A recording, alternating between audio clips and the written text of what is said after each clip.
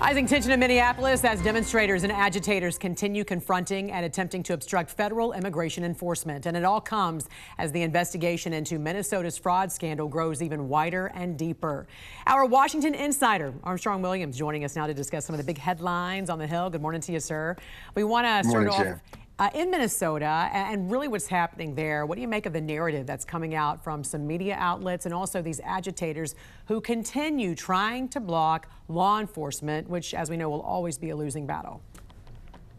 Jan, we need to rewind where we were with the universities and the protests and how Trump eventually shut that down by shutting down the universities and their funding.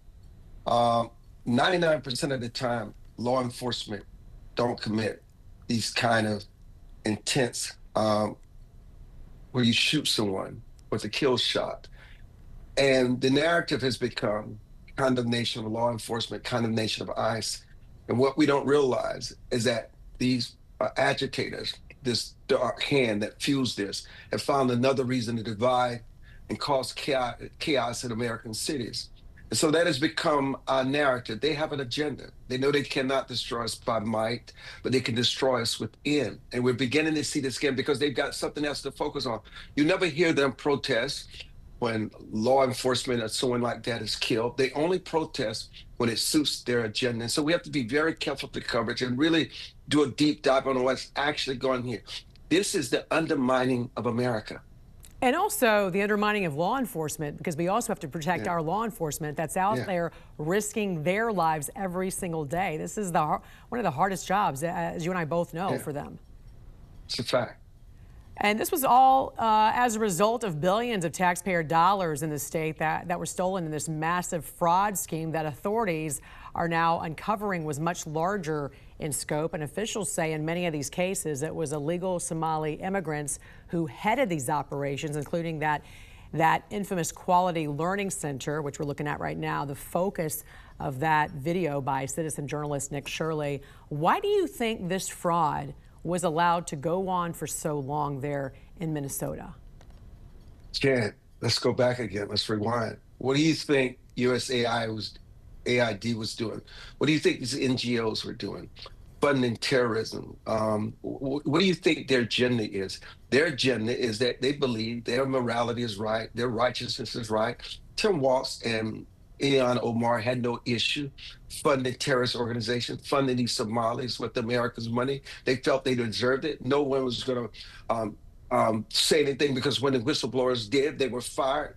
They lost their way of life. They're intimidated. It's not just in Minnesota. This goes on in many of these blue states. It's what's going on in this country. They're using our government resources to undermine us and to further debilitate us. And this fraud is just the tip of the iceberg. Yeah, this is what's happening to our country today. And when you speak of funding these terrorist organizations, one area that we know is not being funded as well right now is Hezbollah and a lot of Iran's proxy organizations, a lot of Iran's proxy terrorist organizations, Hamas also. And internationally, Iran is facing this massive crisis with now protests from residents challenging the very survival of the Islamic Republic. So could we finally see the collapse of Iran, do you think?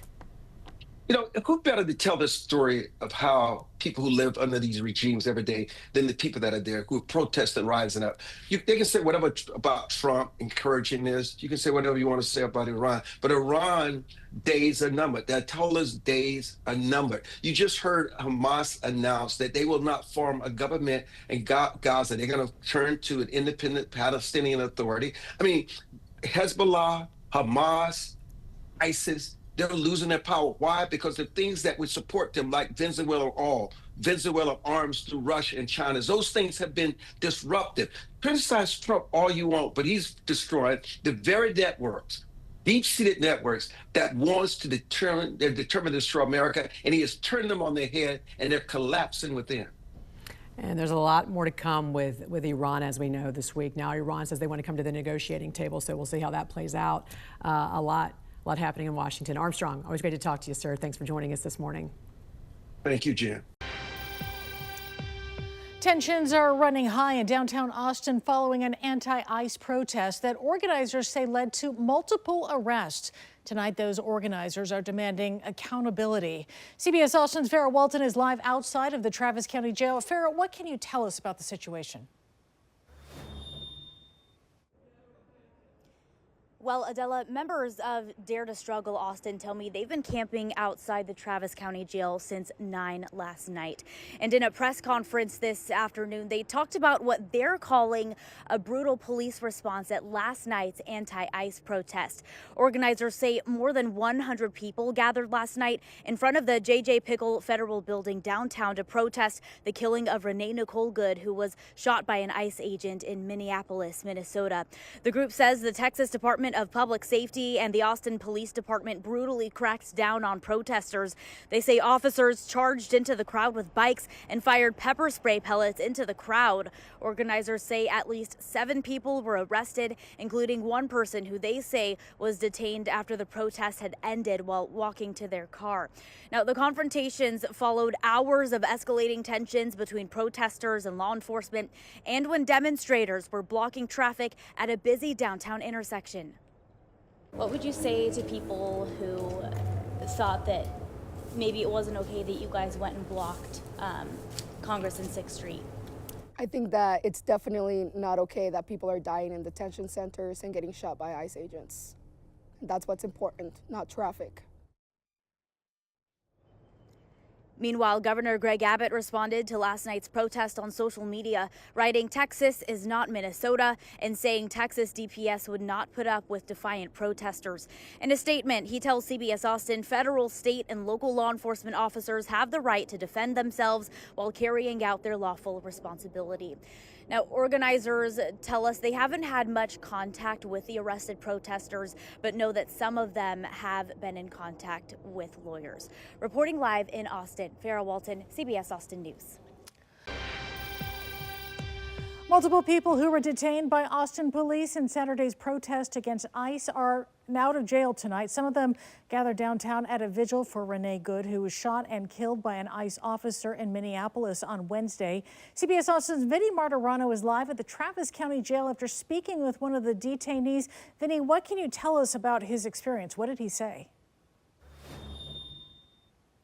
Adela, Isa Gutierrez says he was arrested by Austin police Saturday and was going to be charged with obstructing traffic, but those charges were dropped. He says spending time inside the Travis County Jail was jarring. A regret? None the slightest. I do not regret my actions whatsoever. Isa Gutierrez says he and at least 4 others were detained by Austin police while protesting against ICE in downtown Austin. There was that small moment that I may not come out of this. They might find a reason to keep me here longer, and that is what really terrified me the most.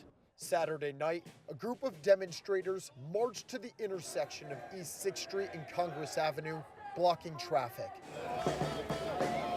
That's when Austin police rushed into the crowd and detained multiple people.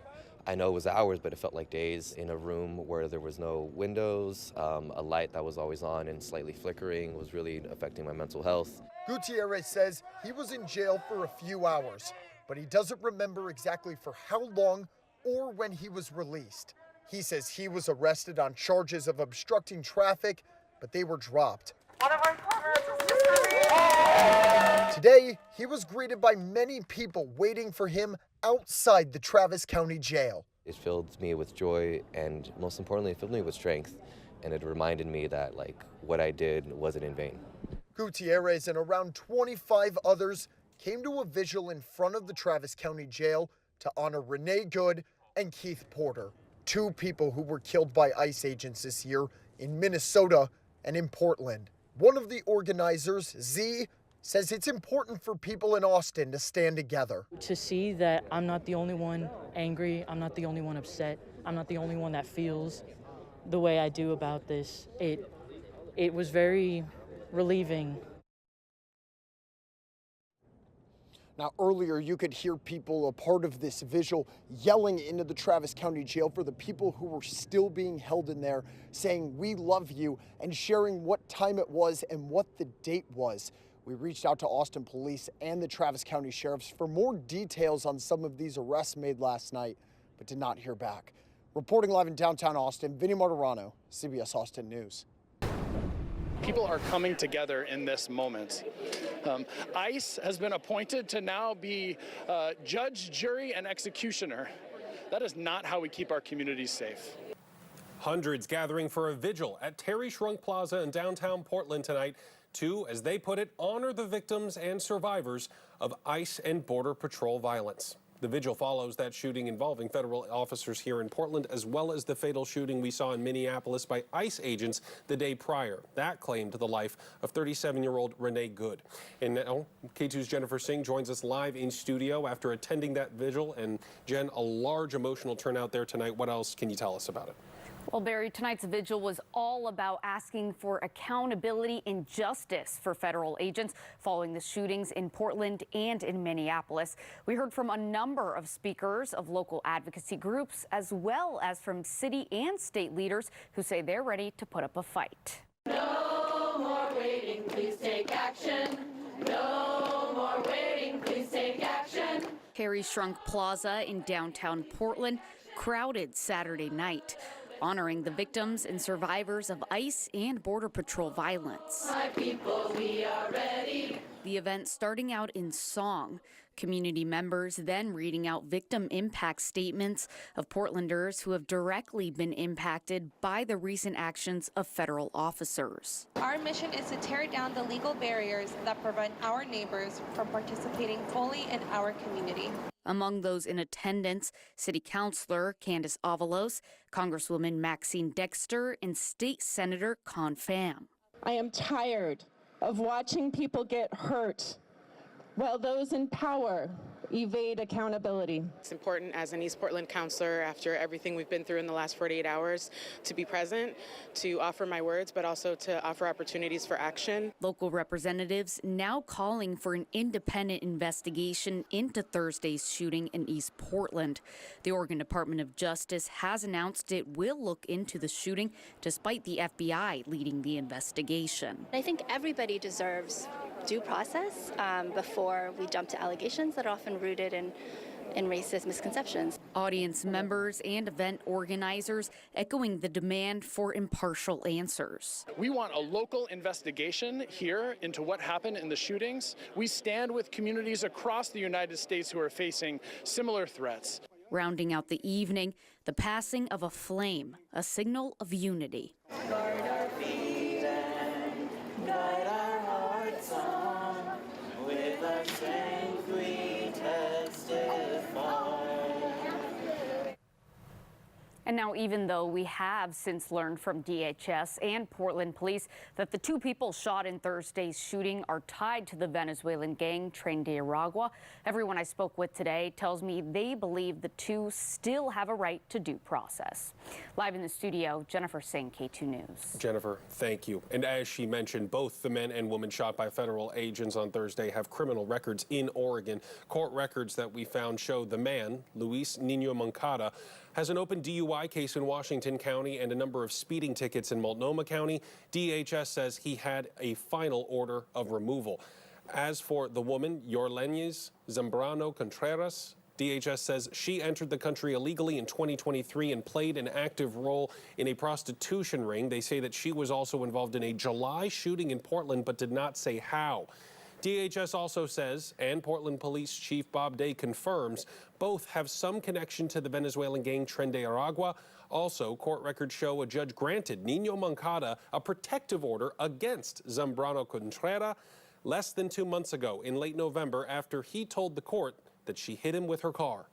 We are continuing to ask federal agencies for more information about what led up to Thursday's shooting. The most recent statements from the White House and DHS say it was self-defense by the Border Patrol agents involved.